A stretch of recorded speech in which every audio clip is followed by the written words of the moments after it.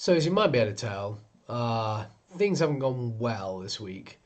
We've been battling with the audio on the last one. Something went wrong with the recordings and it turned a microphone on we didn't know about. As a result, we ended up with a situation where the audio's got two tracks on it and it doesn't sound right. There's pretty much nothing we can do about it. We've been playing with it for a week or two and it's been emotional. So, what we're going to do is I'm going to have to recount what happened um, so that you get an idea. So basically, I'm just going to tell you what happened with tiny visual cues and hope that helps. So the session begins with the crew members, especially Helix and Astariel, being attacked by the crew of the Sea Harvester in an attempt to get them to stop going after the million gold point piece ransom. They get attacked, and there are some of the other crew, like Ezekiel, pile in on this fight in the marketplace, and the Sea Harvester crew lose and run away. Some of them are killed, some of the market is disturbed, but not before Astario attracts the attention of another pirate captain who appears to be a strange fey-like elf who introduces himself as Dashing Jack. He helps out with the fight and saves her from getting killed by an ogre. Then leaves the fight afterwards and sets off on his own, leaving them to wonder who exactly he was. After the fight, one of the market traders, who talks a bit like this, comes up and he says to Helix, "You broke my store," because Helix, as per usual, has rolled really badly. Sam's really good at that and has destroyed part of one of the market stores. Helix refuses to pay and leaves, and the market trader waves after him and swears vengeance. So no doubt we'll have to pick that up at some point. Curious about the marketplace, some of the crew members fan out while they're trying to help people repair and pick up various fruit baskets and that. Ezekiel finds that the market trader who is arguing with Helix has a collection of animals, and after uncovering that most of his animals are kind of fakes, he finds an egg, a large egg, too big to fit on the screen apparently, and he trades with the trader and decides to take the egg because it's like no egg he's ever seen before, and he keeps it on board the ship from now on. The crew start packing up to leave, and as they do so, Astariel's contacted by El Grande Espacial, the luchador she talked to in a previous episode. And the lucha mage has been working on this crystal ball, and he provides a vision to her of someone she's searching for. And she sees a dragon with greenish scales pinned down somewhere.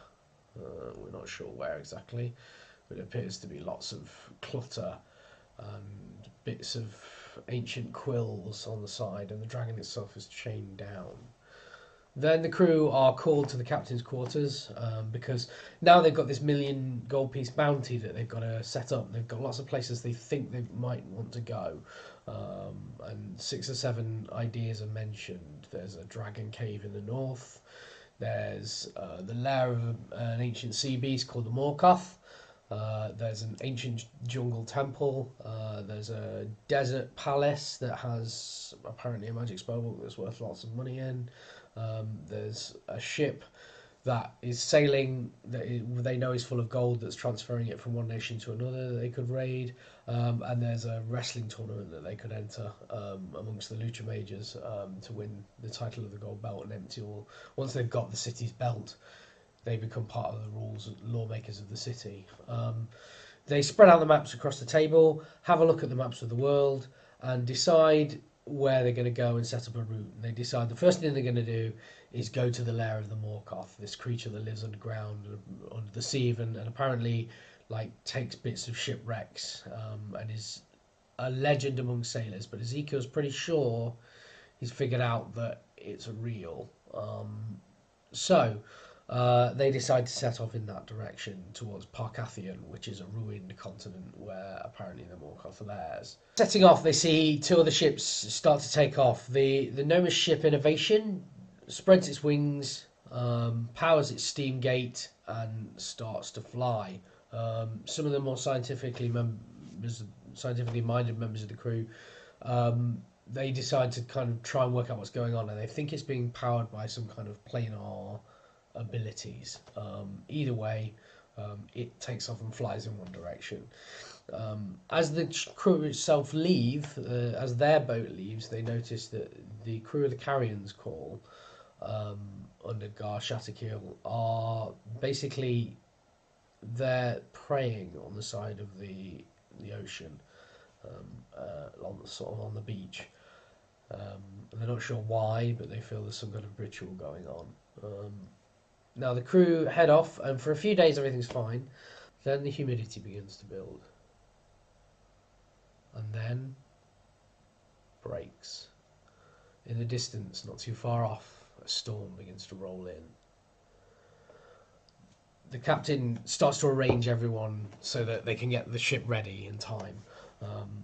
And as they do so, Astariel accidentally forgets to tie one rope, pulls it wrong, and one of the sails falls down, leaving some of the crew up with a stranded sail, and some of them down on the floor as the storm hits. Norval tries desperately to correct, and the ship is hit with a wave just as he's turning the wheel in completely the wrong fashion. It spins the boat slightly. Viz, the lizard man crew member who they've just met and kind of got to know, gets thrown off the edge of the mast and plummets to his death. He hits the floor of the boat, and they hear a sickening crack. Meanwhile, they're trying desperately in the middle of this storm to fix the sails. Ezekiel casts a spell, and that he basically mage hands the rope to get various crew members tied to places, but it doesn't work for Helix, and he falls off, and he's plummeting the same way Viz is. Edward, who's climbing the mast at the same time, jumps off in an attempt to save him, or grabs hold of him, and they both come down, crashing to the ground. As they do so, it looks like it's going to be death for both of them. Semet takes aim with his crossbow and shoots the gas tank on the back of Helix's new diving gear. It sprays compressed air everywhere and fires them off the ship at high speed, but into the water, so they skip like stones, and then desperately swimming for their life and have to be rescued by Morvac, the half-ogre. A huge wave sweeps over the bow and smashes into the ship, basically damaging quite a lot of the crew, killing people, and Viz, who may or may not be dead, gets swept overboard to drown. Just as quick as it's happened, the storm vanishes. Semet reveals that he thinks he saw a face in the storm, and it looked a lot like Gar's. And that's where we leave them. They're stranded on the water, sort of floating, having just lost a lot of crew. And that was the session. It was really good, and I kind of wish you guys got to see it. We're hoping that the quality continues from now on. I apologise for this, and I hope you really enjoyed my very quick recap. The good news is that means you've got a whole session really compressed, and some cool stuff. So hope you enjoy it.